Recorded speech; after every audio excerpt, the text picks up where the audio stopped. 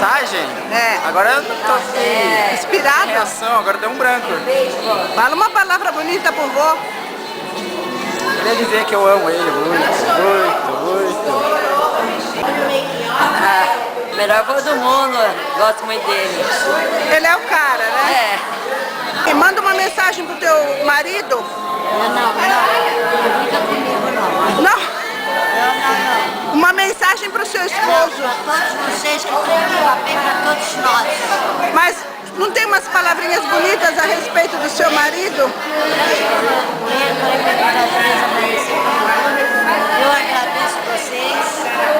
Vocês foram colaboradores. O que eu faria sem vocês?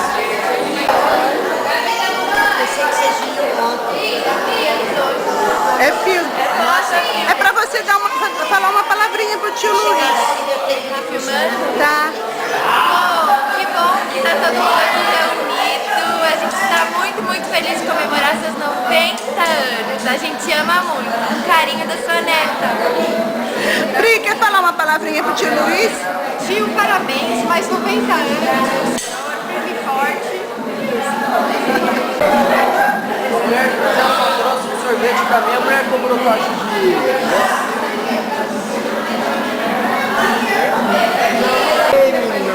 Tio, parabéns, muitos anos de vida, muita saúde. O senhor é um amor, um anjo que surgiu na minha vida. Você falou tchau. Não é filme. Vai, pera, a gente te ama. É pra falar, não pra depois de foto. Mas já Vai tá lá, filmando? menina, olha pra mim. Já tá filmando? Ninguém Já. avisa quando começar. Boi, te amo. Água de cipó. A primeira vez que eu vi falar de abelha arapuá, essa abelha que gruda no cabelo da gente quando você vai pegar mel, os irmãos saíam lá para pegar mel, andavam pela mata.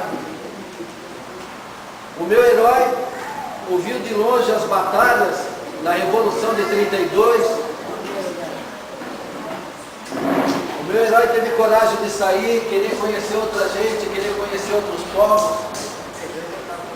Pegou o trem sem saber o que ia encontrar pela frente. Veio parar aqui em São Paulo, essa cidade.